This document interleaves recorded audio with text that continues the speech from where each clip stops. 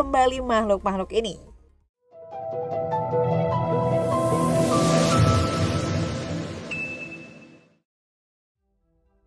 Seperti yang dilakukan para hewan raksasa yang tidak asing bagi kita karena sering muncul dalam berbagai film dan video game. Ada harapan bahwa suatu saat mamos dapat hidup kembali di dunia. Dan ini tidak hanya sebatas fantasi. Penemuan mamos beku bernama Yuka di Siberia pada tahun 2012 memberikan peluang bagi proyek penghidupan kembali hewan yang sudah punah 7.500 tahun yang lalu setelah berakhirnya era zaman es terakhir. Para ilmuwan dari Jepang dan Rusia bergabung dalam proyek ini dengan usaha menghidupkan sel aktif dari tubuh Yuka. Meskipun terdengar nyeleneh dan sulit dipercaya, pada tahun 2018, proyek ini berhasil membawa sel DNA mamos Yuka hidup di dalam laboratorium. Meskipun hanya sel berukuran sangat kecil, pencapaian ini membuka kemungkinan baru untuk mengembalikan mamos ke dunia. Meski demikian, pertanyaan muncul tentang sejauh mana dunia akan terpengaruh jika mamos benar-benar berhasil dihidupkan kembali. Proyek ini membuka diskusi tentang dampak ekologis dan etika seputar penghidupan kembali spesies yang telah lama punah.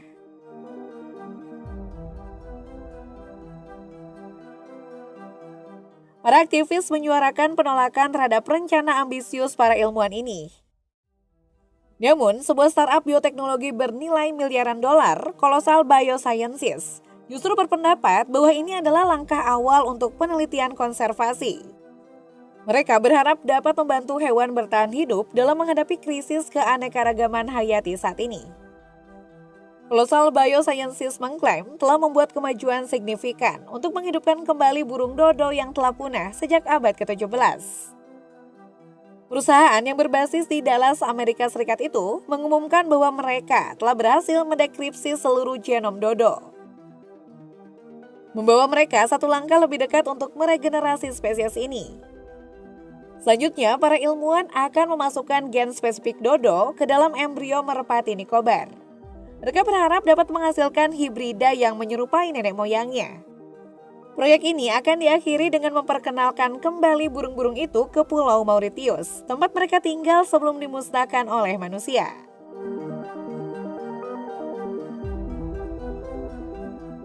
Bukan cuma hewan yang jinak seperti mamos dan burung dodo yang ingin dibangkitkan kembali oleh para ilmuwan, tapi juga menyasar ke pemangsa purba, harimau taring pedang. Makhluk ini punah sekitar 42 juta tahun yang lalu karena aktivitas perburuan manusia yang mengincar taringnya sebagai jimat dan aksesoris. Kini ilmuwan menantikan penemuan fosil baru dari pegunungan Siberia yang membawa DNA asli harimau taring pedang. DNA ini akan menjadi kunci untuk menghidupkan kembali spesies ini. Harimau taring pedang menjadi salah satu hewan prioritas untuk dihidupkan kembali. Mereka hanya menunggu kehadiran fosil baru dari pegunungan Siberia yang membawa DNA asli dari harimau taring pedang. Nah, nantinya DNA inilah yang akan digunakan untuk membuat donor DNA pada indukan baru seperti singa betina Afrika dan harimau taring pedang akan bisa hidup kembali. Tapi jangan berharap hal ini akan cepat terjadi, karena tentu saja hal ini akan memakan waktu super lama. Meskipun proyek ini memerlukan waktu yang sangat lama, tapi kalangan ilmuwan sangat berharap untuk mengembalikan keberagaman hayati yang telah hilang.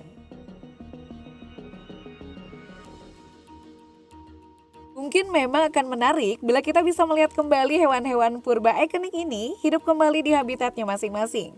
Bayangkan bila kita bisa melihat Airusu ilak di hutan pinus. Bila proyek menghidupkan kembali hewan-hewan ini berhasil, anak cucu kita bisa mengenal lebih dekat rusa terbesar di dunia yang telah punah sekitar 11.000 hingga 7.000 tahun yang lalu ini. Mereka akan terkesima karena rusa raksasa ini bisa mencapai tinggi 2,1 meter dan berat sekitar 700 kg. Para ilmuwan sudah memiliki fosil dari rusa besar Irlandia yang diharapkan bisa menggenerasi DNA hewan tersebut sebagai tahapan awal proses cloning. Jika berhasil, sistem cloning ini bisa membawa konsep Jurassic Park ke dalam kehidupan nyata. Proyek ini merupakan salah satu upaya untuk menghidupkan kembali spesies yang telah lama punah menggunakan kemajuan teknologi cloning dan pemulihan DNA fosil.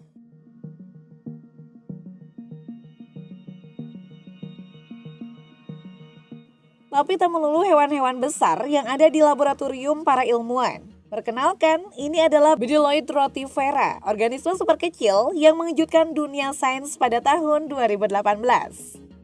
Organisme ini ditemukan di Siberia ketika salah satu bongkahan es raksasa mencair akibat pemanasan global.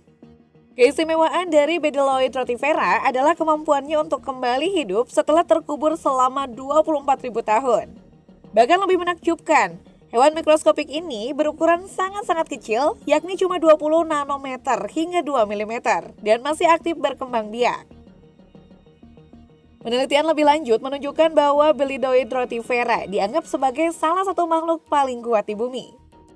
Mampu bertahan dalam berbagai keadaan ekstrim seperti kelaparan, kehausan, radiasi berbahaya, penurunan oksigen, dan lingkungan asam kuat yang dapat membakar kulit manusia. Kekuatan ini membuat Bdelloid rotifera diuji ketahanannya di luar angkasa.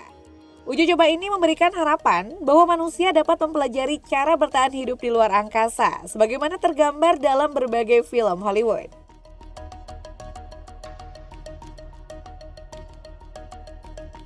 Selain hewan, manusia juga berhasil menghidupkan virus berkat efek pemanasan global.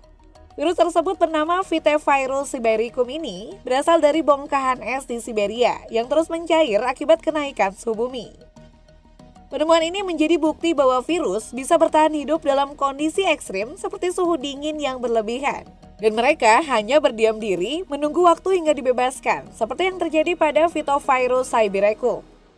Vitevirus ini memiliki ukuran sekitar 1,5 mikrometer dan menunjukkan sifat yang sangat agresif. Dalam eksperimen, virus ini berhasil menginfeksi amuba dan berkembang dengan cepat hingga amuba tersebut mati. Meskipun fakta ini menyeramkan, Vitevirus sibericum tidak dapat menginfeksi manusia seperti virus corona atau HIV. Meskipun begitu, perlu diingat bahwa kondisi mencairnya kawasan beku Siberia dan kutub masih berlanjut. Dan ini memunculkan potensi munculnya virus-virus baru yang dapat menciptakan kondisi lebih parah dari saat ini.